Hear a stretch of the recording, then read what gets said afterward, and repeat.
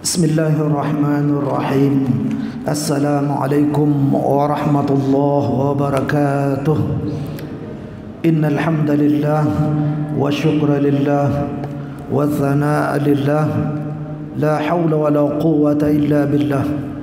Thumma assalatu wassalamu ala asyrafil anbiya'i wal mursalin sayyidina wa maulana Muhammad sallallahu alaihi wasallam. Alhamdulillah, puji syukur kehadirat Allah Subhanahu wa taala pada petang hari ini atau pada malam hari ini setelah salat maghrib kita kembali dipertemukan oleh Allah untuk melanjutkan rutinitas pengajian kita yang mana seperti biasa malam ini yaitu fikih Imam Syafi'i. Kita selalu berharap mudah-mudahan apa yang kita lakukan pengajian kita ini mudah-mudahan Allah memberikan barakah ilmunya, dan ilmu yang Allah berikan kepada kita mudah-mudahan banyak manfaat dan barakah, manfaat untuk diri kita sendiri dan juga untuk orang lain, sehingga harapan kita mudah-mudahan amal ibadah kita mudah-mudahan sudah sesuai dengan ketentuan syariat Islam, baik yang termaktub dalam Al-Quran ataupun dalam hadis Nabi Muhammad SAW. Amin. Allahumma amin ya rabbal alamin. Allahumma salli ala Sayyidina Muhammad wa ala ali Sayyidina Muhammad. Salawat serta salam atas junjungan Nabi besar Muhammad sallallahu alaihi wasallam. Tentu kita selalu berharap mudah-mudahan hati kita tetap ada rasa cinta yang mendalam kepada baginda Rasul, karena ini sangat penting sekali. Kita akan bertemu dengan orang yang kita kasihi, dengan orang yang kita cintai. Karena itulah harapan kita di hati ini, semoga tetap ada rasa cinta yang mendalam kepada baginda Rasul. Tentunya Rasulullah pun sangat mencintai kita, walaupun jarak memisahkan kita 14 abad yang silam. Dan yang penting juga mudah-mudahan Allah memberikan syafaat baginda Rasul buat kita semuanya. Dan terlebih penting lagi, mudah-mudahan dengan izin Allah, karunia Allah, rahmat kasih sayang Allah, semoga mudah-mudahan kita diizinkan bertetangga dengan baginda Rasul di syurganya Allah bighairi hisab. Amin. Allahumma amin ya rabbal alamin. Jamaah salat maghrib yang dirahmati Allah Subhanahu wa taala, pada petang hari ini fikih Imam Syafi'i kita sudah beralih ke topik yang lain. Karena topik sebelumnya kita berbicara masalah air sudah selesai. Kemudian berikutnya masalah tentang berwudu serta hal-hal yang membatalkan wudu sampai sunnah-sunnah wudu juga sudah selesai. Untuk malam ini kita ke topik yang baru, yaitu masalah al-ghaslu atau al-ghuslu. Bisa dibaca dua. Al-ghaslu bi fathil ain, bi fathil ghain. Ini ala afsahil qiraat. Orang membaca itu kebanyakan, jadi qiraat yang afsah yang paling benar itu adalah al-ghaslu. Menurut fi lughatil Arab, lisannya berbahasa Arab, orang Arab. Kama tuqra bi dhammil ghain wa sukunis sin 'ala al-ashhar. Tapi banyak juga orang membacanya itu al-ghuslu. Tapi yang paling tepat itu adalah al-ghuslu. Jadi mana-mana saja ini masalah bahasa. Tapi maknanya tetap artinya mandi. Jadi al-ghuslu atau al-ghuslu, seperti biasa kita mengaji kitab fikih atau berbicara masalah bab fikih di dalam Al-Quran. Ingat, Al-Quran itu ada tauhid atau akidah, ada bab fikih dan ada bab akhlak, begitu juga sejarah dan lain sebagainya. Nah, seperti biasa bab fikih ini ketika kita akan membahas sesuatu materi, suatu permasalahan, tentu tidak terlepas harus kita berbicara dari segi bahasa dan juga dari segi istilah yang diinginkan oleh syariat Islam pada saat kita melakukannya, bukan menurut bahasa. Nah, pentingnya ulama itu membicarakan bahasa juga selain istilah, biar kita bisa membedakan pada saat kita melakukan suatu perbuatan yang diwajibkan oleh syariat Islam sehingga kita tidak keliru. Mestinya kita melakukan suatu perbuatan syariat, ibadah sesuai syariat, karena kita tidak paham lalu kita melaksanakannya secara bahasa, otomatis gimana? Mardud, tertolak. Jadi percuma, sia-sia, mubadzir waktu itu. Nah, karena itulah kita kembali kepada definisi. Apa sih yang dinamakan mandi menurut bahasa, atau al-ghaslu atau al-ghuslu lughatan? Asalnya fil lughah, jadi lughatan fi-nya dihilangkan. Secara bahasa, menurut bahasa. Wal ghaslu atau wal ghuslu lughatan sailanul ma'i mutlaqan 'ala syai' badanan aw ghairahu kullan aw juz'an biniyatin aw ghairi niyatin. Mandi itu menurut bahasa itu adalah sailanul ma'i mutlaqan, yaitu mengalirkan air secara umum, secara mutlak, 'ala syai' kepada sesuatu apa saja terserah. Kita siram air ke lantai, itu namanya mandi. Jadi mandiin lantai. Cuman istilah orang Indonesia itu ngepel. Lalu kemudian kita siram, ngalirin air ke baju, itu juga mandi. Tapi istilah orang itu mencuci. Begitu juga ketika kita mengalirkan air ke badan kita, baik itu semua dari ujung kaki sampai ujung rambut, itu juga namanya mandi, tapi mandi menurut bahasa. Atau setengah saja. Boleh juga kita mencuci salah satu anggota badan kita, itu juga namanya mandi, tapi itu mandi menurut bahasa. Badanan, baik itu yang kita basuh, yang kita siram air itu badan, au ghairahu atau selain daripada badan. Berarti kalau kita cuci tangan namanya mandi, tapi ini mandi menurut bahasa. Nah itu, atau selain daripada badan atau anggota, atau umpama apa saja barang-barang yang lain selain daripada badan, entah itu badan manusia, hewan, barang-barang, benda, apapun itu terserah. Itulah yang dinamakan mandi menurut bahasa, bukan mandi menurut ketentuan Al-Quran atau hadis Nabi Muhammad SAW. Bukan. Kullan au juz'an, atau semuanya kita basuh, ataupun juz'an, sebagian saja, sedikit saja, itu juga mandi. Biniyatin, pakai niat atau enggak terserah. Niat itu sengaja dia mau menyiram dirinya, setengah ataupun semuanya. Bi ghairi niyatin au ghairi niyatin, atau tanpa niat, tidak sengaja.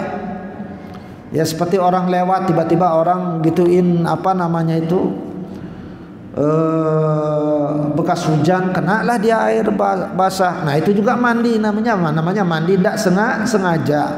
Itu nah ghair niyah, tanpa sengaja, tanpa niat. Niat itu kan sengaja, kesengajaan. Kalau enggak kesengajaan berarti tidak sah kalau menurut syariat Islam. Tapi kalau menurut bahasa, menurut adat ya sah. Itu namanya mandi. Nah, mandi yang barusan kita jelaskan barusan itu tidak sah kalau kita pakai ibadah. Kalau kita dalam keadaan berhadas, yaitu berhadas besar, atau dalam keadaan hal-hal yang mewajibkan kita harus mandi. Baik, sekarang baru kita masuk ke istilah syariat Islam, sehingga kita sah melakukan ibadah apabila kita diperintahkan untuk mandi. Mandi yang kayak gimana? Amma ta'riful ghusli atau al-ghusli 'indal fuqaha. Adapun definisi daripada mandi menurut para ahli fuqaha, ahli fikih yang alim luar biasa, yang membahas di bidang fikih, di bab fikih yang ada dalam Al-Quran atau hadis Nabi Muhammad SAW. Apa itu definisinya menurut syariat Islam? Fahuwa, maka dia mandi itu menurut syariat Islam itu apa? Sailanul ma'i ala jami'il badani, yaitu mengalirkan air ke seluruh tubuh, ke seluruh badan. Berarti yang lain sudah keluar, barang-barang tidak termasuk. Mandikan hewan, kambing, kuda, lain sebagainya, enggak termasuk mandi menurut syariat Islam. Mandiin kucing enggak termasuk mandi menurut syariat Islam. Jadi mengalirkan air itu ke seluruh tubuh, mulai dari ujung rambut sampai ujung kaki. Kalau setengah saja tidak sah, harus kembali diulang. biniyatil ghusli atau biniyatil ghasli, dengan niat unsur kesengajaan mau mandi yang ditentukan, yang diwajibkan, yang diperintahkan oleh Allah dalam Al-Quran atau hadis Nabi Muhammad SAW. Karena kita mengandung sesuatu yang mewajibkan mandi, ya seperti haid, nifas, kemudian darah wiladah juga termasuk. Kemudian apalagi itu mani, keluarnya mani, kemudian keluarnya apa, disebabkan apalagi janabah. Nah itu nanti ada keterangannya. Marratan wahidatan, jadi satu kali saja. Nah itu langsung disiram. Nah itu jadi caranya itu, jadi langsung aja. Kalau orang yang mandi hadas besar disebabkan karena dia haid dan nifas, atau karena wiladah, atau mungkin karena janabah atau keluarnya air mani. Nah itu cara semuanya, itu cara mandinya. Kalau tidak ada halangan uzur, maka cara mandinya adalah kalau dia dari atas mau menyiram air dari atas, baik itu pakai sendok atau cebokan, atau umpamanya dia pakai selang atau keran dari atas, maka dari atas itulah dia mulai memasang niatnya itu, aku niat mandi hadas besar fardu karena Allah Ta'ala. Dari atas, dari situlah dia pasang niat. Jangan nanti langsung siram. Setelah siram baru nanti pas pertengahan tuh baru dia niat, tidak sah, harus diulang. Nah lalu kemudian kalau dia memulainya itu dari kaki, misalnya mau nyemplung ke kolam renang, mau ke kolam renang umpamanya itu, atau mandi di sungai atau di pantai laut atau di laut umpamanya, maka awal kaki yang kena air itu di sanalah kita itu harus memasang niat untuk mandi menghilangkan hadas besar. Jangan nyemplung dulu, setelah nyemplung baru dia nyelam, baru dia niat di sana, ya tidak sah. Nah barangan, makanya dijelaskan dalam kitab fikihnya para ulama itu, entah itu Fathul Qorib atau I'anat Talibin atau Fathul Wahab atau yang lainnya, itu Sabilul Muhtadin pemanya, semua itu mengatakan apa? Seandainya kalau ada orang mandi junub atau mandi hadas besar, laki ataupun perempuan, ketika dia mau mencemplungkan dirinya itu ke sungai atau ke kolam renang atau ke kolam umpamanya itu, mulai dari kaki lalu dia turun. Nah setelah dia turun barulah dia berniat, langsung dia nyelam. Nah itu harus diulang lagi, naik lagi dari atas. Nah begitulah namanya hukum fikih itu. Jangan merasa berat karena ini demi kemaslahatan kita. Jangan mikirin enggak berat, tinggal kembali aja. Ya itu satu kali, kalau dari atas ya sudah langsung semua basah sampai lipatan-lipatan yang ada di tubuh kita. Nah itu mata tidak wajib basah. Nah itu biji mata yang di dalam mulut, rongga mulut tidak wajib basah. Di dalam hidung juga tidak wajib basah. Tapi lipatan-lipatan yang lain itu adalah wajib. Baik. Mujibatul ghusli. Nah apa yang mewajibkan, yang menyebabkan orang itu harus mandi, wajib dia mandi. Wa mujibatul ghusli ijmalan hiya.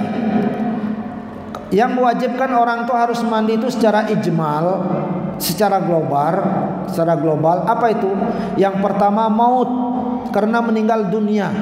Kalau ada orang meninggal dunia maka dia wajib mandi, karena dia sudah hilang taklif itu di situ, maka otomatis kewajiban memandikan itu siapa? Yaitu orang yang hidup. Makanya fardu kifayah hukumnya. Kalau ada yang sudah melaksanakan mandi tersebut maka sah. Jadi semua gugur kewajiban itu. Nah ini secara logika hukumnya seperti itu, logika hukum syariatnya. Jadi yang hidup itu yang punya kewajiban memandikan orang meninggal dunia, karena sudah meninggal dunia. Ala qadarullah, dengan kuasa Allah, seperti para aulia. Tiba-tiba bangun dia, udah meninggal dunia, bangun dia. Kita mau mandiin dia, malah pak yainya atau ulamanya ini, karena dia seorang aulia Allah, dengan kuasa Allah bangun dia, sini bawa cedaan, saya mau mandiin diri sendiri. Biarin aja, tidak usah dilarang. Tidak usah dilarang. Bisa saja kejadian seperti itu, kenapa tidak bisa? Bangun dia. Nah, bangun dia. Ini keterangan ini di I'anatul Talibin ada keterangan kayak begitu. Bangun dia umpamanya itu seorang waliullah baru meninggal dunia, pas mau dimandiin lalu dia bangun sendiri, dia minta cebokan atau umpamanya itu selang, biar saya mandi diri saya sendiri aja. Nah itu kalau ada peristiwa begitu jangan lari, jangan kabur. Jadi diam aja, biarin aja. Nggih monggo silakan Mbah Yai, lanjut. Jadi kita nonton aja udah. Nah ini masih mendingin. Nah kalau ada peristiwa seperti itu ya sudah, berarti selesai. Beliau mandikan diri sendiri. Kemudian peristiwa yang kedua yang akan terjadi, yang mungkin bisa terjadi, bisa saja terjadi, kenapa enggak? Nah ketika ada orang meninggal dunia, pada saat kita mau memandikan dia, tiba-tiba langsung itu cebokannya, kerannya, kemudian selangnya, airnya jalan sendiri. Nah cebokan itu jalan sendiri, dengan sendirinya mandi. Nah yang mayat ini diam aja karena dia udah meninggal dunia, tapi dia gerak sendiri itu air itu. Bagaimana hukumnya? Biarkan saja juga, jangan lari. Siapa yang mandiin dia? Ya jin yang mandiin. Siapa tahu waktu dia hidup dia punya sahabat jin muslim, karena dia menganggap bahwa sudah bersaudara. Nah ini hukum-hukum kayak begini yang sering kesebut, yang sulit kita pahami itu. Nah biar tahu aja, siapa tahu suatu saat ketemu peristiwa kayak begini, biar nggak kaget. Pas ada saudara kita meninggal, dia waktu hidup itu karena dia suka bergaul dengan bangsa jin yang muslim. Nah pas meninggal tiba-tiba bergerak sendiri itu cebokan itu, air bergerak sendiri, tidak ada yang gerakin, dia gerak sendiri, sabun gerak sendiri. Nah itu pekerjaan jin, jangan kita lari kabur. Nah itu jangan ketakutan. Nah ini orang yang meninggal, tapi meninggalnya illa fi syahid, kecuali dia dalam keadaan mati syahid, itu baru tidak boleh dimandikan. Kenapa? Karena darahnya itu biar tidak hilang. Karena darah ini akan menjadi saksi pada hari kiamat atau yaumil mahsyar. Makanya itu tidak boleh dimandikan. Dikafani itu pun dia pakai bajunya, kemudian disolatkan dan dimakamkan, selesai sudah. Itu kalau orang mati syahid. Syahid yang apa? Syahid akhirat. Syahid akhirat itu apa? Ketika dia berperang melawan kezaliman, melawan kekafiran, dia enggak ngapa-ngapain tapi kena diserang, tidak boleh menyiarkan agama Islam, lalu diserang. Nah disinilah jihad itu, membela agama itu. Bukan membela agama itu kita nyerang dulu, bukan, tidak ada itu. Walaupun fitnah muncul itu malah kita yang nyerang dulu, itu tidak ada. Kita berdakwah, tetap berdakwah, namun ketika kita dilarang, diam dulu, tetap usaha. Tapi ketika kita diserang, barulah himpun pasukan, barulah kita menyerang. Nah itu namanya mati syahid akhirat. Jadi yang tidak boleh dimandikan itu hanya mati syahid akhirat, itu maksudnya di sini. Walaupun di sini tidak tersebut akhirat di kitab ini. Nah ini keterangan tambahan. Kemudian mati syahid yang kedua, biasanya sering dengar ceramah, orang yang baru habis melahirkan itu adalah, lalu kemudian dia meninggal dunia, maka dia mati syahid katanya. Kan gitu Pak Ustadz sering ceramah, Pak Kiai juga. Apa maksud mati syahid di sana? Itu mati syahid duniawi. Begitu juga ketika orang kecelakaan, naudzubillah min dzalik, terlindas umpamanya itu langsung meninggal dunia, itu mati syahid juga. Tapi mati syahidnya itu syahid dunia, wajib tetap dimandikan. Orang kena COVID-19 umpamanya itu sampai dia meninggal dunia, itu mati syahid juga, tapi syahid dunia, tetap wajib dimandikan. Nah yang tidak boleh dimandikan itu hanya syahid akhirat. Ini yang benar-benar syahid, bukan mencari mati, bukan. Ini fatwa mencari mati itu baru-baru periode kemarin sore itu keluar fatwa kayak begitu, sejak munculnya radikal itu di Timur Tengah itu. Tapi kalau ulama-ulama yang asli itu tidak ada yang membolehkan. Yang benar-benar ulama yang jelas-jelas sanad ilmunya tidak ada. Contohnya Al-Azhar, para imam-imam pengarang kitab-kitab ahli fikih sedunia diakui, tidak ada yang memberikan fatwa itu boleh bunuh diri, itu tidak ada. Tetap mati sesat itu. Nah itu biar ini informasi, karena yang sendiri kan di sana jadi tahu. Nah, karena itulah hati-hati. Nah itu orang yang mati syahid itu tidak boleh dimandikan, kecuali dia meninggal biasa atau meninggal dalam keadaan syahid dunia seperti melahirkan, atau kecelakaan atau musibah umpamanya, atau kapal tenggelam umpamanya, atau pesawat jatuh umpamanya. Nah ini, atau dia meninggalnya karena terbakar, itu mati syahid dunia. Maka walaupun dia dalam keadaan mati syahid dalam keadaan terbakar, tetap wajib dimandikan. Begitu juga ketika orang tenggelam di lautan atau di sungai, kan sudah basah dia. Nah, pas sudah diketemukan itu jenazahnya, wajib dimandikan lagi. Nah itu wajib diulang dimandikan lagi. Nah ketika memandikan jenazah ini perlu niat enggak? Enggak perlu niat. Jadi cukup mandikan saja biasa, karena ini ini hampir merupakan adat, jadi tidak perlu niat. Nah karena itulah ketika ada kaum muslimin meninggal dunia, kebetulan dia punya saudara yang kafir atau non muslim yang ingin ikut memandikan saudara atau temannya yang muslim, kasih saja. Boleh orang non muslim itu ikut memandikan jenazah orang Islam, tidak apa-apa. Boleh. Umpamanya dia mu'alaf masuk Islam, kemudian meninggal dunia, lalu datang orang tuanya karena dia lihat anaknya yang Islam ini enggak tega, dia ingin, kena sayang sekali, cinta kepada anaknya, lalu dia bapaknya minta izin atau ibunya minta izin untuk memandikan jenazah anaknya yang sudah beragama Islam ini, kasih, enggak apa-apa. Enggak masalah. Nah kecuali menwudukkan itu baru enggak boleh. Nah itu biarkan aja mereka yang mandiin, kasih tahu dia caranya. Nah itu sampai, nah kalau mewudukkan karena ini butuh niat, maka barulah orang Islam yang mewudukkan. Tambahan lagi, ketika mayat sudah diwudukkan, kan sudah suci, lalu boleh enggak disentuh orang yang bukan mahram? Boleh, enggak batal, karena mayat itu tidak ada apa-apanya sudah. Boleh disentuh, siapapun nyentuh. Batal enggak diulang? Enggak batal, karena tidak ada pengaruh sudah. Biarkan disentuh, dicium oleh siapapun, umpamanya itu enggak sengaja ada ibu-ibu nyentuh jenazah laki-laki yang sudah dikafani umpamanya, itu enggak sengaja dia mau masang apanya kesentuh, perlu diulang? Enggak, jangan diulang.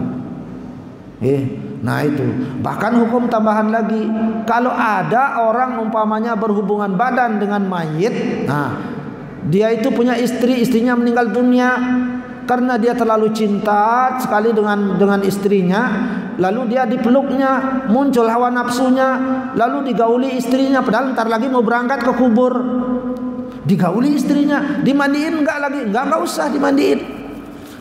Begitu juga ketika ada umpamanya orang nyeleneh yang tidak waras, memperkosa daripada mayit jenazah, kena enggak dia hukum daripada hukum had atau hukum zina? Enggak. Kenapa? Karena yang dikerjain itu adalah bangke, sesuatu yang menjijikkan. Jadi tidak termasuk zina. Jadi kenanya hukum apa dia? Hukum ta'zir. Mana hukum ta'zirnya? Pemerintah yang menentukan lewat pasal-pasal kriminal atau apa namanya itu? Jinayat itu berapa tahun dia kena, tergantung kebijakan daripada hakim, ketok palunya di sana. Itu namanya hukum ta'zir. Berarti hukum Islam itu sudah ada di negara kita, di negara manapun sudah ada. Nah, cuman hadnya yang belum ada ini. Nah, itu cuma ketentuannya seperti itu. Nah, itu orang yang mati.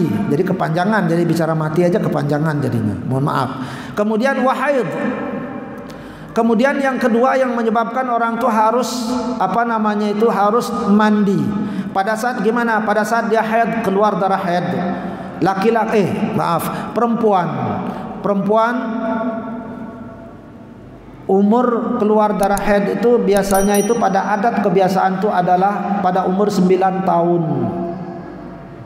Itu ketentuannya, adat kebiasaan. Kemudian kalau laki-laki yang janabah enggak usahlah, laki-laki, perempuan. Nah itu biasa adat kebiasaan tuh usia 9 tahun. Nah itulah dia biasanya dikategorikan sebagai orang yang akil balik. Ini adat kebiasaan. Ini hukum adat yang berlaku. Nah begitu juga masa-masanya masalah haid. Sekurang-kurangnya itu adalah 24 jam. Nah untuk lebih rinci nanti akan kita bahas di bab masalah haid. Nah itu 24 jam itu sekurang-kurangnya. Nah kemudian pertengahan itu 6 hari atau 7 hari, sebanyak-banyaknya 15 hari. Mana dalilnya? Dalilnya adalah adat. yang terjadi pada kebiasaan. Dalilnya bukan Al-Quran, bukan hadis Nabi, bukan. Makanya adat itu adalah bagian daripada hukum syariat Islam, bisa dijadikan dalil. Maka muncullah al-adah muhkamah. Ada nggak di Al-Quran? Ada. Nah itu nanti. Nah itu masalah haid. Kemudian nifas. Nah nifas ini keluarnya itu setelah, bukan wiladah, mohon maaf. Nifas ini keluarnya itu setelah anak itu lahir. Nah darah yang keluar, darah yang keluar bersamaan dengan bayi itu namanya darah wiladah. Nah itu cukup dibersihkan saja, tidak perlu mandi, tinggal tunggu sekarang. Nah pas tiba-tiba berapa menit keluarlah darah nifas. Nah ini sampai paling banter itu paling lama ini pertengahan itu 40 hari, kemudian paling lama itu 60 hari. Itu keluar darah nifas.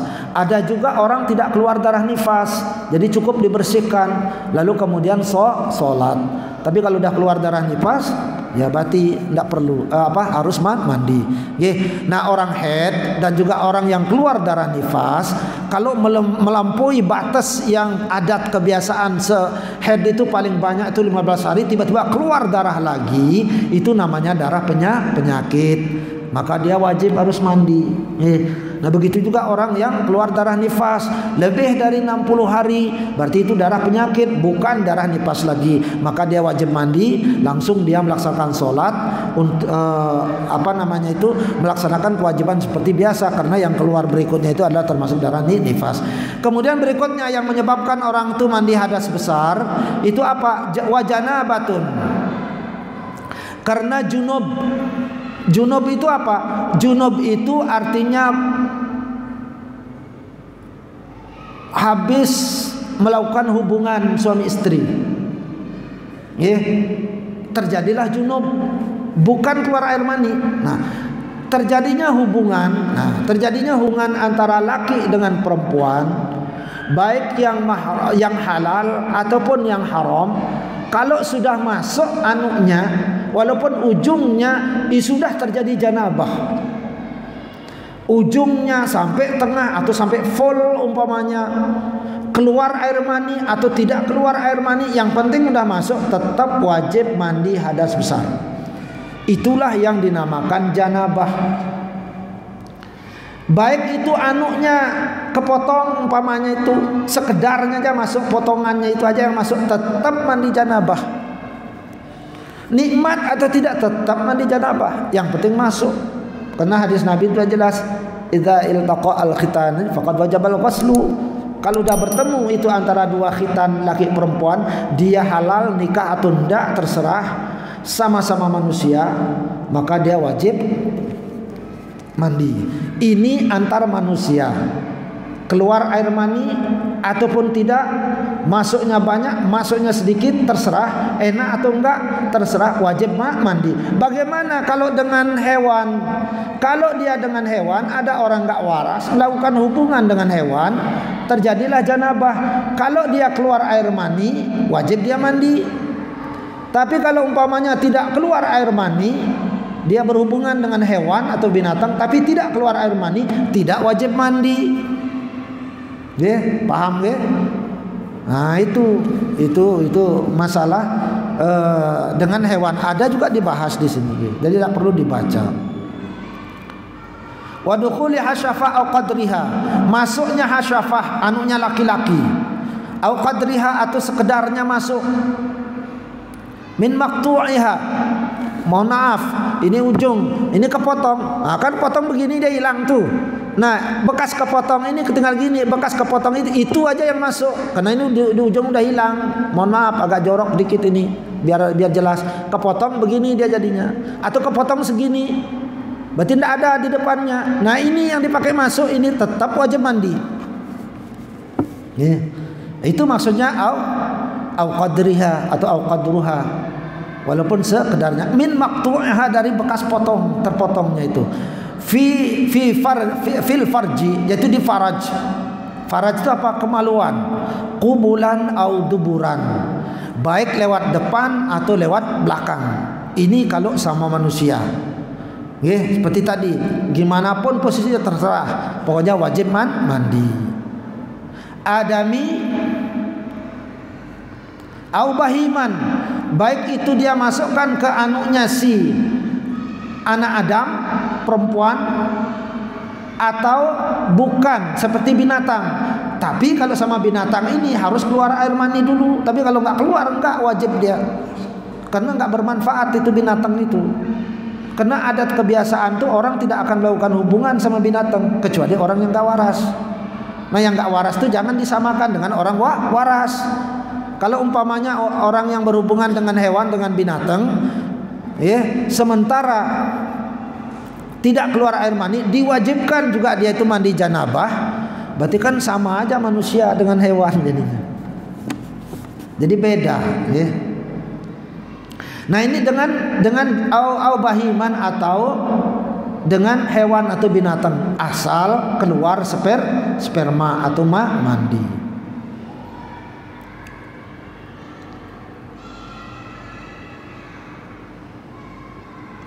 Wa yasirul adami jumlan bidzalika aidan, maka jadilah orang manusia itu ketika melakukan hubungan baik itu sama hewan dengan hewan, maka dia juga termasuk junub, maka wajib dia mandi hadas besar. Nah, ini wa bi khuruji mani min tariqi al-mu'tad, dengan syarat keluar sperma. Nah, ini dengan syarat keluar sperma kalau dia berhubungan dengan hewan. Nah, tempat keluarnya itu al-mu'tad, pada jalur yang biasanya. Nah, ini dia melakukan hubungan dengan hewan. Kalau manusia sudah selesai, keluar nggak keluar wajib mandi. Tapi kalau sama hewan dikatakan janabah wajib mandi, dia itu khuruji mani min tariqihi al-mu'tad, keluar sperma dari alat tempat biasanya keluar sperma. Wa ghairihi, atau keluar spermanya itu dari samping, bukan dari jalan biasanya. Kemudian kain kasara sulbuhu faqaraja minhu, seperti umpamanya itu ada robek di bawahnya, kemaluannya robek di sana, lalu dari sana mencerat sperma itu ketika melakukan hubungan dengan binatang atau dengan mayit umpamanya yang tidak berharga, itu tetap dia wajib mandi asal keluar sperma. Nah, itulah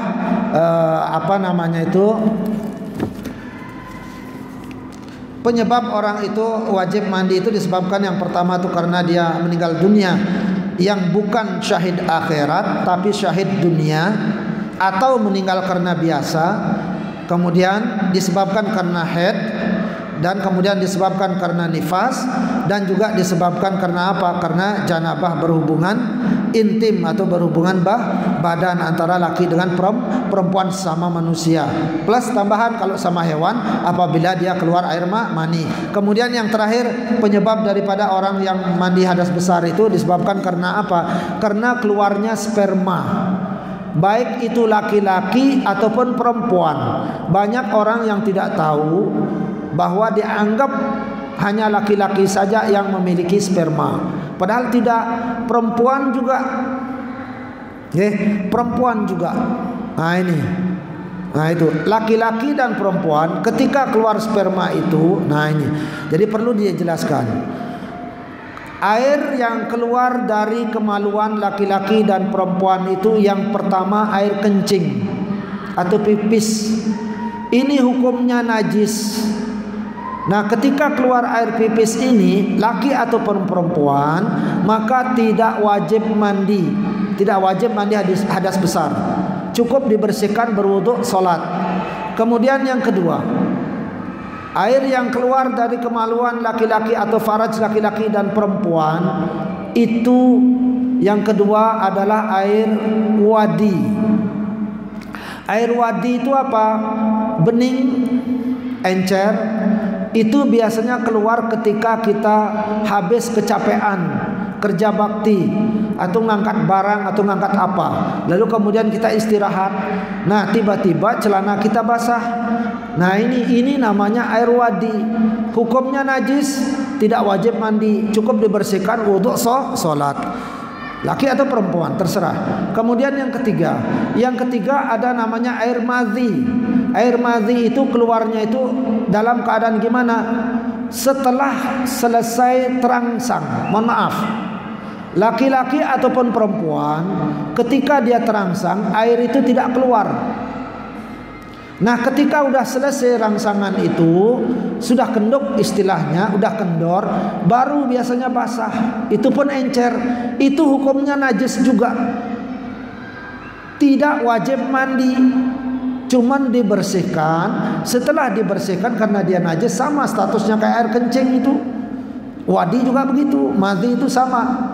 Nah, itu dibersihkan, ambil air wudhu, lalu sholat, tidak perlu mandi hadas besar. Nah, kemudian yang terakhir, laki dan perempuan keluar air mani dari kemaluannya. Prosesnya gimana?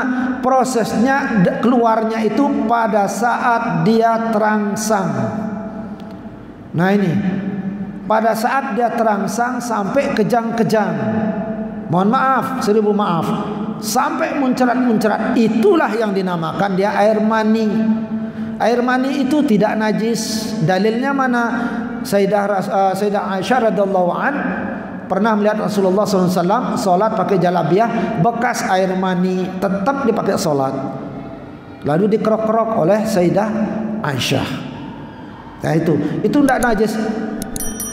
Tidak perlu dibersihkan kalau nggak mau dibersihkan, tapi wajib mandi. Nah, hanya satu saja yang menyebabkan orang itu wajib mandi. Nah, masalah janabah berhubungan ini, nah ini antara laki dengan perempuan, entah berhubungan dari depan ataupun dari belakang sama manusia, keluar air mani, tidak keluar air mani, enak ataupun tidak, diperkosa atau memperkosa, maka dia tetap semuanya itu wajib dia mandi. Nah, itu keterangan tentang yang mewajibkan mandi. Kemudian tata caranya insyaallah mungkin kita akan di pertemuan berikutnya. Ya, mungkin kalau ada yang di sharing mungkin.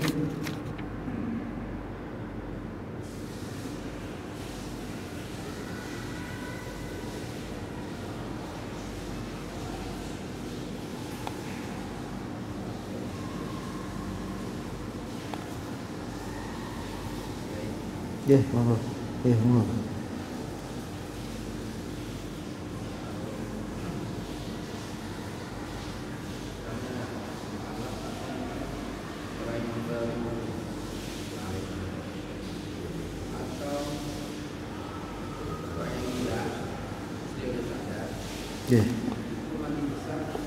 Yang orang gila.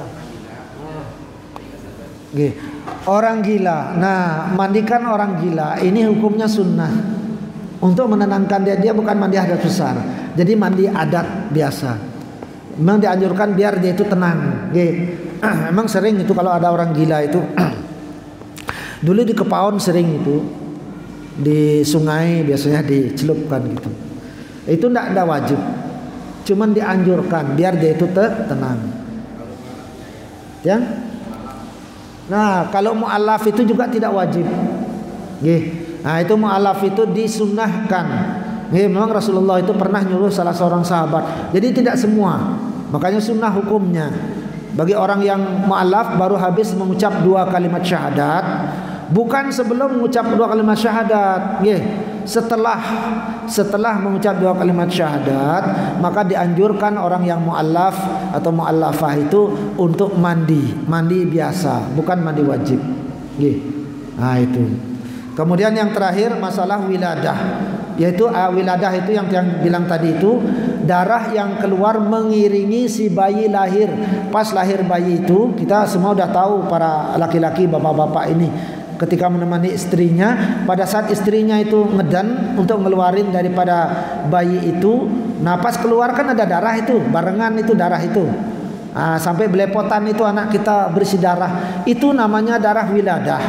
Darah wiladah itu wajib mandi atau tidak. Nah, ini biar jelas biar nggak salah paham, mungkin ada di saudara kita yang beda fatwa, beda pemahaman dengan jamaah lain. Ini sebenarnya itu pendapatnya ada dua, Pak. Pendapat yang paling benar mengatakan harus mandi. Kalau istri kita habis melahirkan, bersamaan itu anak dengan keluar darah wiladah barengan sampai belepotan darah anak kita, dan kemaluannya lalu dibersihkan. Nah itu wajib mandi, walaupun darah nifas belum keluar. Kan biasanya nunggu darah nifas lagi itu, nggak langsung. Nah, setelah itu baru biasanya darah nifas baru keluar. Nah kemudian fatwa yang kedua, ini fatwa yang pertama ini yang paling benar, mengatakan wajib mandi. Nah sekarang fatwa yang kedua mengatakan apa? Kalau ada ibu-ibu melahirkan dalam keadaan bareng anaknya itu sambil mengeluarkan darah wiladah, ini bagaimana hukumnya? Wajib mandi apa tidak? Tidak, katanya nggak wajib mandi. Benar nggak fatwa ini? Benar juga.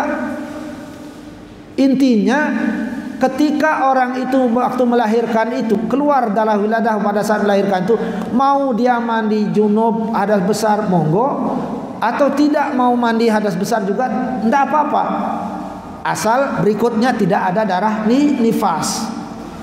Kenapa perlu tiang jelaskan? Karena begini, ada juga orang ketika melahirkan anaknya itu tidak keluar darah wiladah, anaknya keluar, yang ada itu cuman lendir-lendir itu saja, bekas rahim itu. Kan itu licin juga itu, tapi tidak ada darah. Bagaimana itu? Ya nggak wajib karena tidak ada darah. Makanya zaman Nabi itu ada perempuan kayak begitu juga. Makanya dikenal dia dengan istilah apa? Dikasih lakab Ummu Jafaf, ibu kering. Kenapa ibu kering? Karena waktu melahirkan dia satunya ibu yang melahirkan anak itu ketika melahirkan tidak ada darah sama sekali. Nah itu. Yaitu langsung berwudu, langsung sholat, jadi bersihin dikit. Ya, jadi itu fatwa tentang masalah wiladah.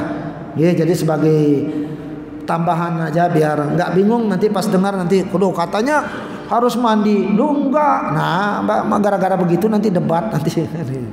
Jadi dua-duanya benar. Ini pendapat yang asah dan sahih. Asah paling benar, sahih juga benar. Jadi semua boleh dipakai. Gitu yang saya demikian. Kalau tidak ada pertanyaan kita tutup. Karena sudah waktu Isya, lebih dari 31 menit waktu Isya. Mudah-mudahan Allah memberikan barakah ilmunya kepada kita. Ilmunya Allah yang Allah berikan kepada kita ini banyak barakahnya, bermanfaat untuk kita sendiri dan juga mudah-mudahan bermanfaat untuk orang lain. Amin. Allahumma amin ya rabbal alamin. أعوذ بالله من الشيطان الرجيم بسم الله الرحمن الرحيم اللهم صل على سيدنا محمد وعلى آل سيدنا محمد والحمد لله رب العالمين الحمد لله رب العالمين حمدا شاكرين حمدا ناعما حمدا يوافي نعمه ويكافئ مزيده يا ربنا لك الحمد كما ينبغي لجلال وجهك وعظيم سلطانك يا كريم وسلم بارك الله تعالى عن ساداتنا أصحاب سيدنا رسول الله تعالى أجمعين اللهم اغفر لنا ذنوبنا ولوالدينا ورحمنا وربنا وصغار لمشايخنا ولأساتذتنا ولجميع المسلمين والمسلمات والمؤمنين والمؤمنات الأحياء منهم والأموات وتابع بيننا وبينهم بالخيرات رب اغفر وارحم أنت خير الراحمين ولا حول ولا قوة إلا بالله العلي العظيم اللهم علمنا ما ينفعنا بما علمتنا اللهم إنا نسألك علما نافعا ورزقا طيبا كثيرا وعملا متقبلا ربنا آتنا في الدنيا حسنة وفي الآخرة حسنة وقنا عذاب النار وقنا عذاب النار وقنا عذاب النار وصلى الله على خير خلقه سيدنا محمد وعلى آله وصحبه وسلم سبحان ربك رب العزة عما يصفون وسلام على المرسلين والحمد لله رب العالمين ثم السلام عليكم ورحمة الله وبركاته. قد كفاني علم ربي من سؤالي واختياري فدعائي وابتهالي شاهد لي بافتقاري.